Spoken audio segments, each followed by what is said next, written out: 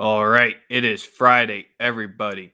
Welcome into today's edition of Daily Bread, coming at you live exactly at 1 p.m. on Friday. So, for you East Coast people, perfect little lunch break. West Coast, perfect way to start off your day and lock in your bets on this Friday night hoop slate to get that bankroll right for the weekend. As usual, we are live at Daily Bread Media on Twitter. So make sure to give us a follow there if you already aren't and hit us with that like and retweet of today's episode. We appreciate that. You already know we're also live on the YouTube channel. And if you're a subscriber, coming up, you already know it's the 1K giveaway. But before we get into that a little bit more, make sure to give us a like on the YouTube page where we got the comments flowing in because we got the best chat out there on gambling Twitter. So we appreciate you giving us 20 minutes of your day each day to listen to Sosa and I. The show is powered by the Wise Guys Diamond Club. You got the handle rolling at the bottom. Make sure to give that a follow as well. Hit up the DMs as there is a weekend deal as usual.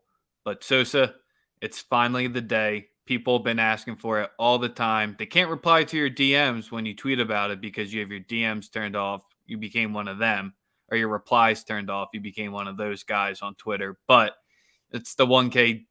It's the 1K sub $250 giveaway. How you feeling? Oh man, it's the end of the week. What better way than to put some bread in some people's pockets? It's a little early for us to get weird, but we'll still No, get I'm just weird. playing. I was just chilling. Yeah, I'm. It's a little early to be on 10, but I'm on 9 right now. By the time we get to the show, I'll be at 10. Yeah, because when we give away the free money, that hypes us up more than anything else because it already comes in the best bets form. It seemed like Sosa. I want to say people can't. I mean, when everyone has plays, but you were the starter of the Clay Thompson train yesterday. Oh So a yeah, lot of people hop onto it, and boy, oh boy, was that no sweat. And good thing it came through early because in the second half, he's like, "Man, I'm on my boat right now." yeah. It just took his time in the end, man. But yeah, thankfully we were able to cash early on that. That makes it much more fun when you don't have to sweat. Right, the sweat-free winners are always the most fun ones. I forget who it was. They said after they saw the first two went in, they bet the live Clay like over 5 because it's just one of those nights when you see it in his eye, he gets there, and that corner fadeaway he had where he dribbled into it because that's usually not his style. That's when it's just shit. Just there's not even anything you can do on defense. You can play the best in the world, and no one's blocking or stopping that shot when he gets into microwave mode.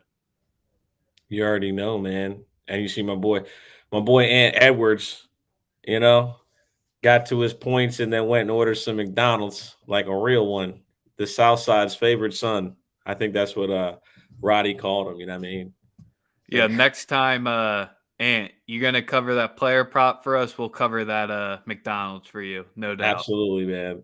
We'll Even though take if you're care of probably that gonna all the time. spend $30 on it, we got you covered. What do you think you got? Nah, he was talking about McChickens, and I'm sure he got a sweet tea with no ice. Just because he's from Atlanta. I guarantee you that's the drink he got. I can guarantee you the drink that he got from McDonald's was a sweet tea with no ice. So yeah, just some things you just know, you know. Yep. All right, giveaway. We'll be at the end. No, get out of here, Dan. I'll remove your name from the giveaway list if you're throwing out fish fillet.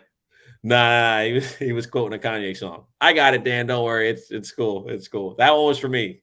That one was for me. Now I got it. I was playing in my head. I just hate fish fillet. I forget. It's just the grossest shit ever. If you actually order it, there's probably something wrong with you. That's disgusting, Dan. Right? See, I some got it, people Dan. were Don't on even my. sweat. Some people I have got took it up with me as well. I'm glad I wasn't the only one who went real quick. But yeah. college hoops. Let's get into the college ball, man. The ribbons pack. Jesus. That'll really get you blocked, Dan. Yeah, man. And if you had the full game on there and that total last night as well, that hit on the last bucket. Bro, Probably gonna be foul anyway to hit it over, but the last minute of the Laker Clipper game last night. Wow.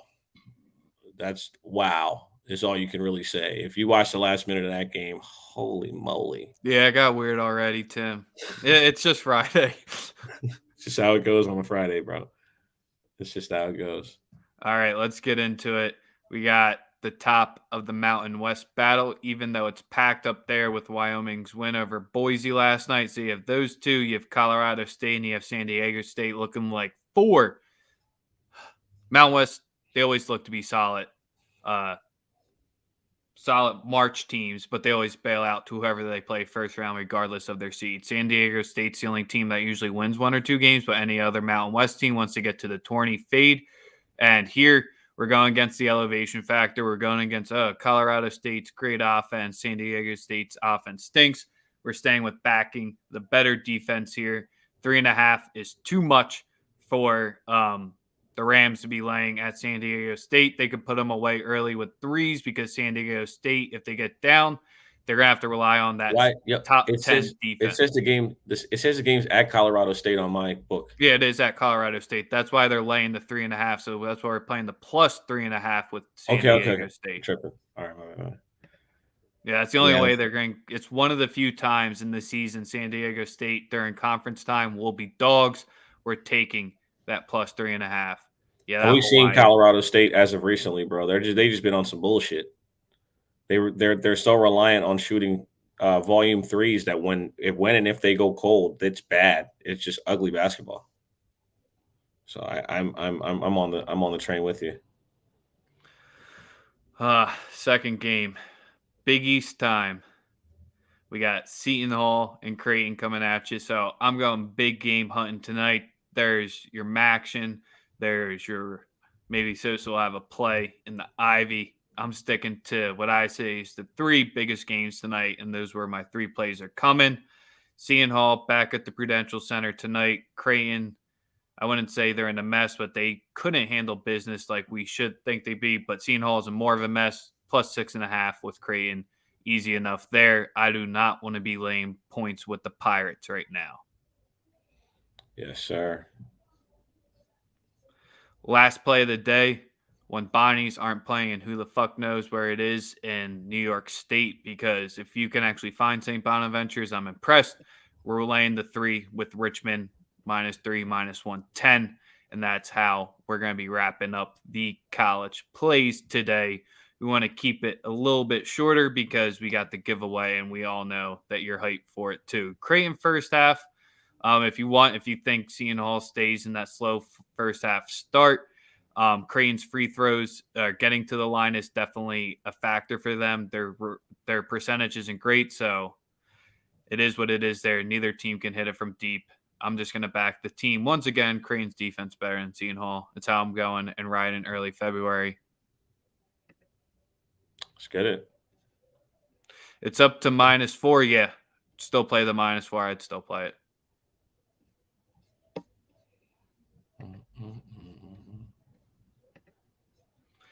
Let's get into the NBA. The IO trip dub helicopter play, if you wrote it, almost came through. Overtime definitely helped there, but came up 2 assists short for that. Suns got stomped in Atlanta. Atlanta was start to finish in cruise control there. Sosa, where are we starting it tonight? Now, for the last week, I've made sure that we did not touch Jaylen Brown or Jason Tatum's 3s. Because what they do, the Bucks made it all 3.5, which isn't cool. But tonight they're playing a bad team, and the number's at 2.5. So just parlay both of them, and we'll be good to go. Jason Tatum will hit 3 threes, and so will Jaylen Brown. Right now, both of them at over 2.5, or is it plus 230?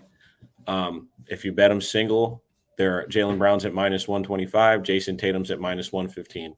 So you're getting good value on both. If you just want to do the single straight bet, I would parlay both. They both will hit 2 threes tonight on a Friday night against a Detroit team that may or may not have Cade Cunningham. Not that it matters; they're not good. You didn't miss a total on it. We didn't give a side in total of Creighton versus Seton Hall. Staying away from Seton Hall totals and just fading them. Absolutely. Yeah, that Detroit game, they fought back last night, surprisingly, because it got ugly quick. And then they made it semi-respectable, but back-to-backs for Detroit as well. Yeah, we're gonna go small unit bet on Kevin Porter's assist again tonight. Kevin Porter Jr. Houston versus San Antonio tonight. When he plays, he's just he gets the number. They have it at 7.5. I would play it up to 10, and I would even sprinkle something on his double as well. Just based on usage rate and the amount that he handles the ball when Christian Wood isn't taking bonehead shots. He's definitely the point guard of the team and definitely plays at a high level. Spurs and Nets, I like that. I like the Spurs for sure. The Nets seem to be broken, bro. If you've really been watching, and I actually want to talk about that really quick. The Nets just look broken. You look at James Harden, and obviously he's back to playing zero defense. I don't know if he's unhappy there or whatever. Maybe they're just missing KD. I think they're just really, really, really missing KD. I would refrain from betting them right now, man. It's the uncertainty, and you just don't know what the fuck is going on with that team. To be totally honest, I could not bet them. The player prop the first two player props I gave was Jaylen Brown and Jason Tatum, both to hit 2.5 threes. Minus 115 on Jason Tatum, minus 125 on Jaylen. If you parlay them both, it's at plus 230. Yeah, and the Nets have not been liking this West Coast trip. I mean, the losing streak's more than enough. And then when they're playing the Northwest Division, they've been 1-5 ATS against them. It's just something they don't want to do. And they're giving up points because the total has gone over in 4 out of 6 of them. Absolutely. LaMelo over 21.5. I actually love that. Actually, that's one of my plays. I like Melo to go off tonight.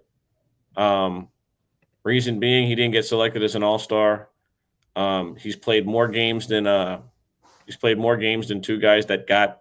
And then also you got to think about the entertainment factor for him not to get selected. And I like Van Vliet. I do like Van Vliet, but to pick Van Vliet over LaMelo Ball when the game is entertainment based, kind of. I don't really like it per se. And I know Toronto people Raptors from fans Toronto got put on the earmuffs real quick. He's Terry Clawson. Well, you're not lying. He is a bitch. But yeah, I love LaMelo. Like I said, I'm putting some money on him to get a triple double. Right now tonight, it's at plus 1,400. So sprinkle something on it. I really do believe that Melo has a great game. Also, you have two of the stronger ATS teams going up against each other as well for this season, and one of the trends that we look at is when they're playing teams with winning records. Cleveland 17-6 ATS, and Charlotte 17-5 ATS. So both of these teams thrive in this type of situation here. So I think it's going to be a back and forth battle. I know a lot of people are going to be on the Cleveland full game, Cleveland first quarter, because that's the trendy way to go with Gary Trent. I guess DeJounte Murray just got pushed off to the side, man. Hey, man. I just, like I said, for me, in this one, I just think that Melo should have made it over Middleton. All right, that's fair. Who did they put as the Draymond replacement? Did they announce that yet? I don't think they have yet. I think he's a reserve, so he would have to be replaced. I think he's a reserve. That's what I'm saying. If they don't replace him, I'm trying to think, maybe Brandon Ingram. But really, other than that, I would love for Ingram to make it, but that's what I'm just trying to say. Draymond's spot, I think, could get filled, so that's kind of where LaMelo still has a chance to make it there. Shout out to Darius Garland. Ingram with it because they're looking for a forward only, though. Definitely shout out to Darius Garland. Darius Garland making the All-Star team. For all you Tyler Hero stands, fuck you. We got to talk about the Pels because we got a bunch of people from Triple C tapping in with us here. So are they going to get spanked up in the elevation tonight in Denver? I I don't want to say anything bad about the team. I will say that I like Brandon Ingram over 22.5. I like him to get 25 plus tonight. I think we get somebody who's pissed off, and I think he comes out and balls tonight. In regards to this game, it's just something about this Denver team that just you got to give them respect, bro. Like no MPJ, no Jamal Murray, and they just continuously find ways to win games, and it's fucking crazy. You know what I mean? Like, right? What seed are they right now? They're in the they're clearly a playoff team, right? I believe they're like sixth. Denver, yeah, they're 28 and 23 on the season. I believe they're the sixth seed. It's you watch that, and it's just like, bro, like they're missing like their best scorer and their best, well, arguably their two best scorers outside of Jokic, right? No MPJ, no Jamal Murray. For them to even be in a playoff position, insane, in my opinion. I just think that's crazy. It was crazy. And he is averaging a triple double against the Pelicans. That is a fact. In general, with all Sorry, something was just going wonky on my end. I'm not liking what I'm seeing because it went. My computer might be acting up because my computer went from saying we had 100 live viewers down to 2. I was like, "The fuck did Sosa just it say?" left As so fast. Like, what did I get I was like, canceled? "What the fuck did Sosa just say?" As I was trying to get a bad stat to say, not a I got bad stat, canceled. but Denver and the books have had kind of a read on Denver where they get into higher total games, and that's and NBA games have over 220. Denver's 2-7 ATS when they get the higher pace games. So it's kind of telling you get on that defense and you can most likely cover it. It's a 6-point spread. I'm not tempted to try to be back in the Pels here. Chilling on that one. Any other games that you want to get into? Because I know everyone's just more ready for paid for play tomorrow to cover the entire college basketball slate. Yeah, I like Tyrese Maxey over 16.5 points tonight. He's from Dallas. He's from Texas. Texas boy, going home. He been in a groove. The number one sign of a starter in basketball is your performance on the road. When you want to say, hey, I'm a starter in the league, your performance on the road has to step up. I mean, that's why bench players don't get the requirement of performing great on the road. They're supposed to perform great at home. I like Tyrese's points at 16.5, and I like his assist at over 5.5. I think it's a good game. I think it's a slow paced game just because Dallas don't really let you get out in transition. They're a very efficient half court team, and they play really good defense. It's going to be interesting to see how they deal with Joel, especially with no Porzingis, who was actually performing at extremely high level Yeah, he is. prior to him getting hurt recently. It could be a situation where Joel just dominates their bigs from start to finish, and it just gets ugly. And I think the game overall is going to be ugly because when I saw this one lined up right away, I almost just blindly fired on that under 210.5 because these are two of your more dominant under teams for this season. And I know this is going to start a tirade, but Sixers still being a top 10 defensive team when I was arguing, and I know you were arguing a little bit that the defensive player of the year last year played in Philly. So it's kind of might have to eat a little bit on that one when they still stay top 10. Hey man, we still have an all NBA defender on the wing, and we cannot allow him to get out of the building. He actually kind of is like the insurance policy on a Ben Simmons. Obviously, we know that Ben is a very good playmaker in transition and can control the pace of a basketball game based on him playing point guard. But he does become a liability at the end of games because he can't shoot. Period. The jury's out. That's a problem. He doesn't want to address that. He doesn't want to fix it. Shout out to Joel tweeting about Charmin soft toilet paper.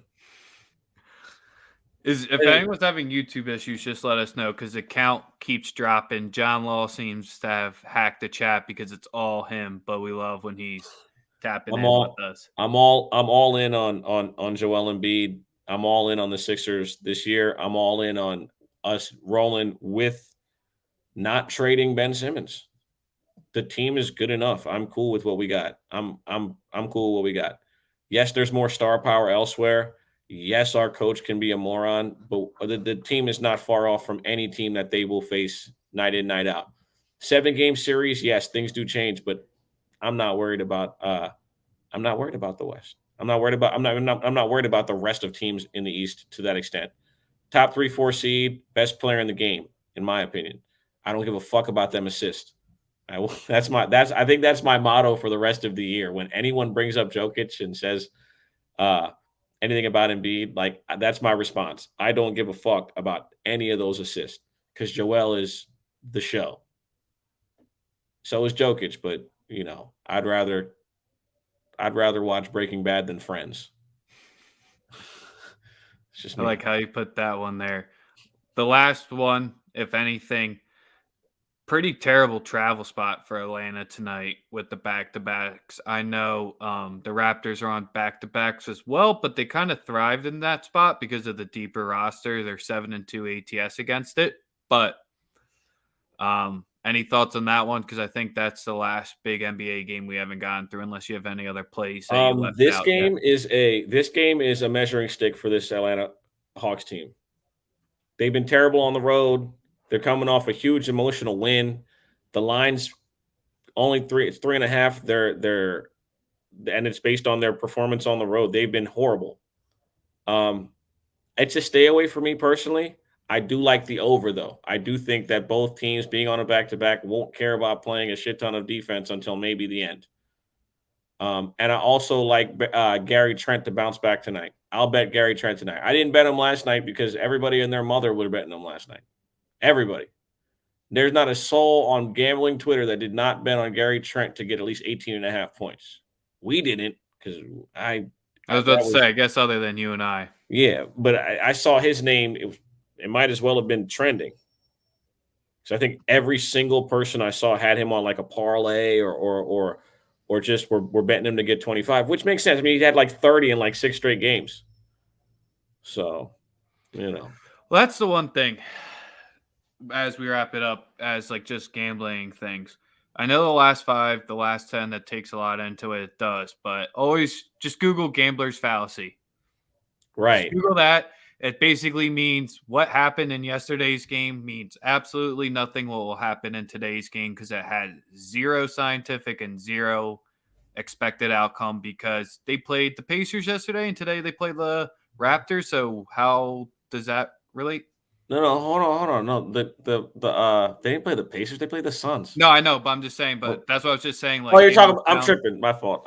Gambler's Bouncy is just saying there's nothing unless they're playing the same team on back-to-back days. That's really the only way where you can say where you can have an actual fair barometer, right? Absolutely. Yep.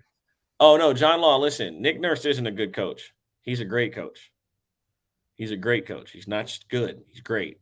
He understands development and he understands how to tap into what players. He knows how to challenge athletes. He told Siakam, you got to be more efficient. You got to be a better player. And he's done everything that the coaches told him to do.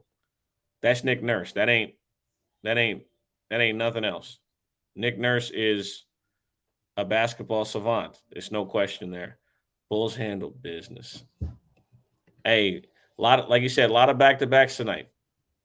I like the Bulls too, but when's going on the road on a back-to-back, road-to-road back-to-back, it's a tough one, man. It's a tough one.